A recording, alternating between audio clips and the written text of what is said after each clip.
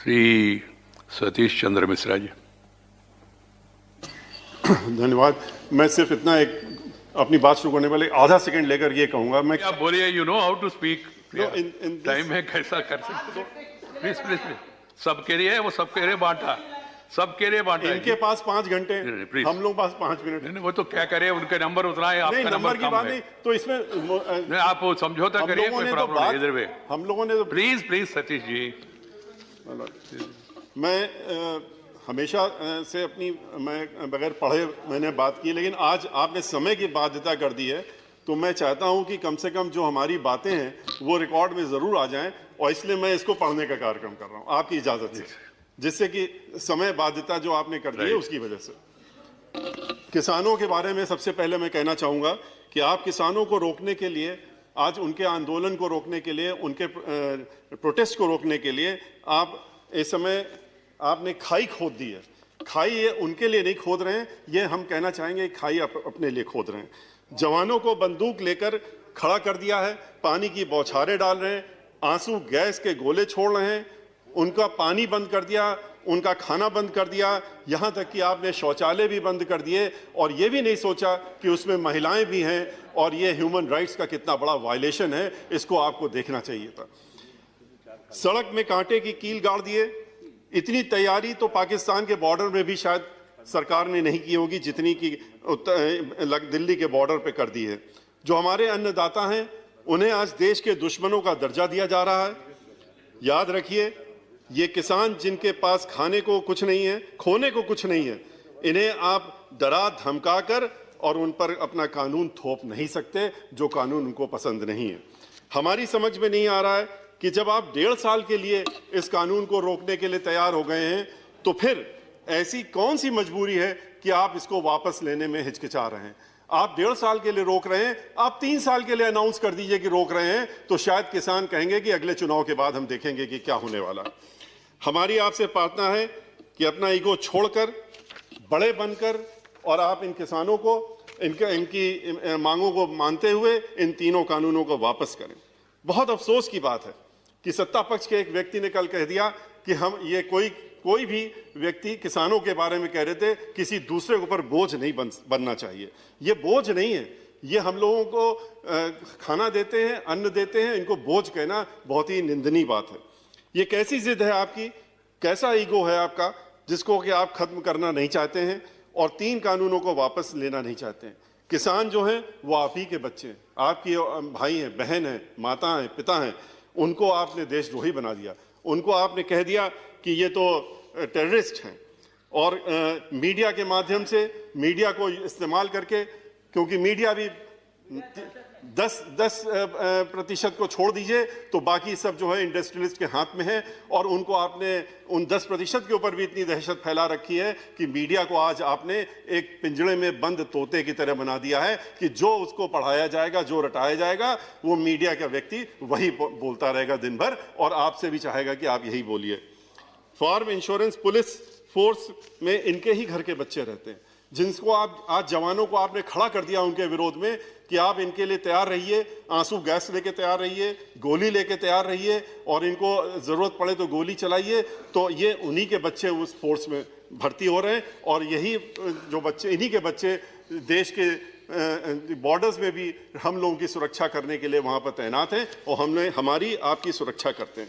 ये धूप में, बरसात में, कड़कड़ाती ठंड में भी छप्परों में रहकर, खुले आसमान के नीचे बैठकर हमारे लिए अन्न उगाते हैं, और जो नुकसान हर वर्ष उसके बाद नुकसान भी होता रहता है उसको सहते रहते हैं, और इसीलिए हम शायद इनको अन्नदाता भी कहते हैं।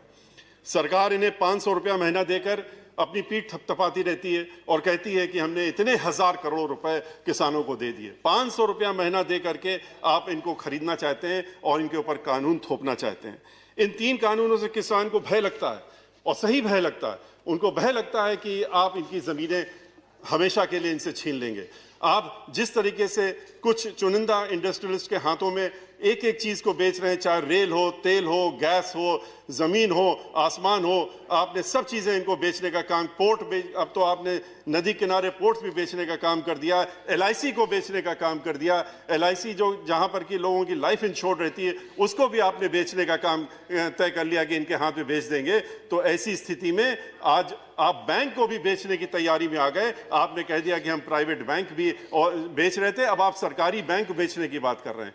जब आप सरकारी बैंक को बेचना चाहते हैं, जिन बैंकों में इन्हीं इंडस्ट्री से घोटाला करके पैसा लेकर के विदेशों की सैर कर रहे हैं, तो किसान भी डर रहा है कि उनका क्या होगा। उनकी जमीन, एक बार जमींदारी एबॉलिशन एक्ट जब 1952 में आया था, जुलाई 1952 में आया था, आज से 70 वर्ष पहले, तो जमींदारी खत्म करके किसानों के हक में पूरे देश में ये कानून लाया गया था और उससे उनको फायदा भी हुआ था। आज आप ठेकेदारी के नाम पे उस जमींदारी को वापस लाना चाहते हैं।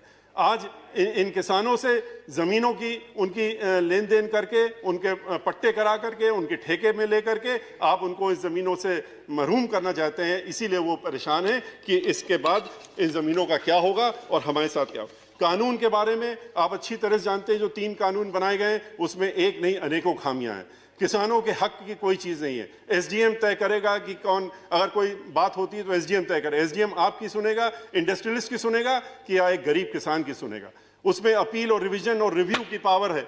वो उसमें लिमिटेशन आपने किसान के लिए छोड़ दी 21 दिन, कुछ दिनों की, महीने भर की, और बाकी जो इंडस्ट्रियलिस्ट होगा, जो ठेकेदार होगा, उसके लिए आपने कोई रिव्यू की लिमिटेशन नहीं रखी। इस तरह का कानून आप लेकर के आए।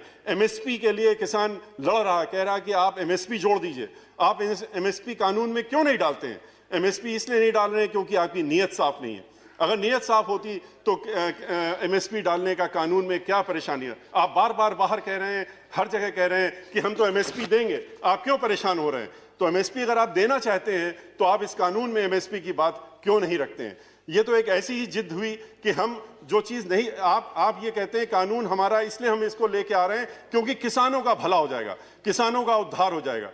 जिसके आप उद्धार की बात कर रहे हैं, जिसके भले के लिए कह रहे हैं, वो स्वयं कह रहा है कि हमें ये पसंद नहीं है, हमारे हक में नहीं है, इसको आप हमारे ऊपर लागू मत करिए, इसको हमें मत थोपिए। तो आप कहते हैं नहीं, इसको तो हम आपको थोपेंगे। ये तो वैसी जिद हो गई कि एक स्टूडेंट कहता है कि हम तो इकोनॉमिक्स पढ़ेंगे, हम पॉलिटिकल साइंस पढ़ेंगे, हम इंग्लिश लिटरेचर में आगे पढ़ेंगे। आप कहेंगे नहीं नहीं, आपको तो मेडिकल में ही जाना पड़ेगा, इस देश के सारे लड़कों को मेडिकल पढ़ना पड़ेगा क्योंकि यही देश के हित में है और यही सारे बच्चों के हित में है। तो इस तरह की भावना रख करके थोपना ये अच्छी बात नहीं है। और इसीलिए हम लोगों की ये मांग है और हमारी पार्टी की भी मांग है, हमारी पार्टी की तरफ से हमारी पार्टी की मुखिया बहन मायावती जी ने भी मांग की है कि इन तीनों कानूनों को वापस लिया जाए, स्वामीनाथन रिपोर्ट लागू करी जाए, हर फसल में MSP दिए जाने के लिए लीगल प्रोविजन लाए जाए, किसानों की प्रताड़ना बंद करें। 26 जनवरी को जो हुआ उसके लिए हम लोग उसकी बहुत भर्त्सना करते हैं।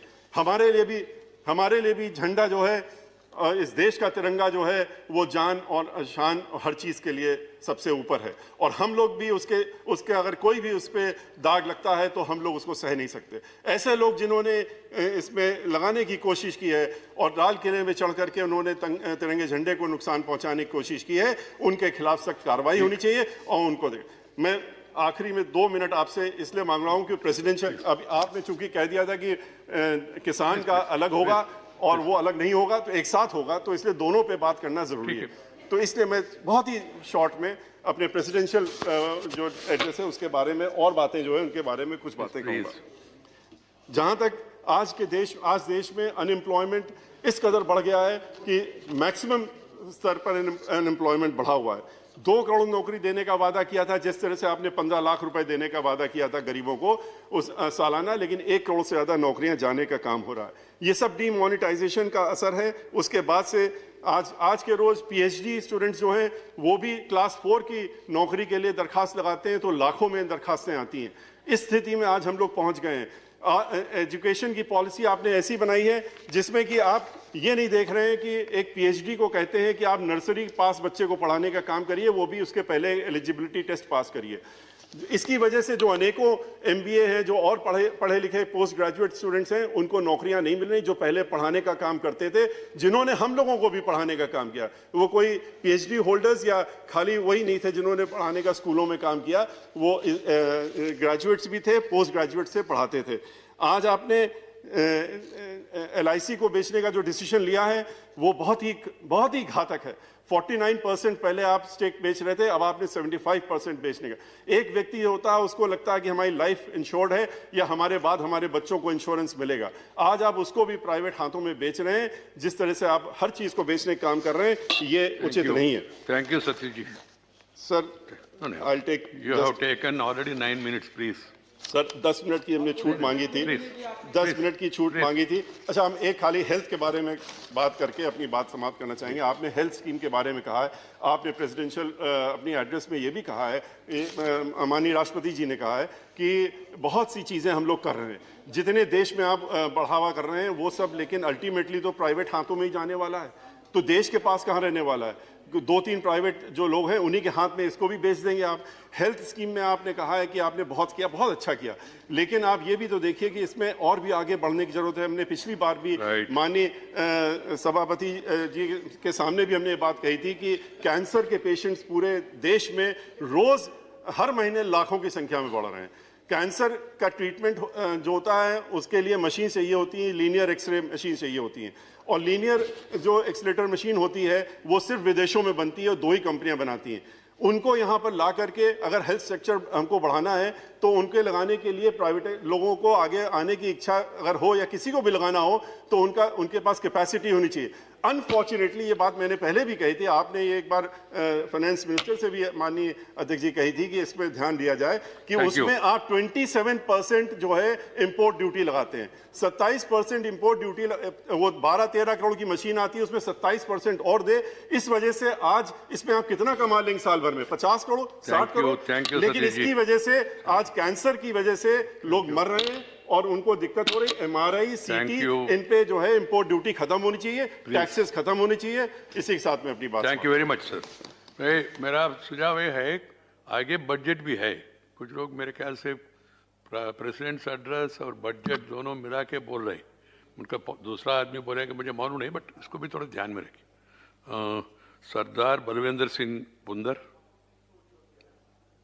सरदार बलवेंद्र सिंह बुंदर,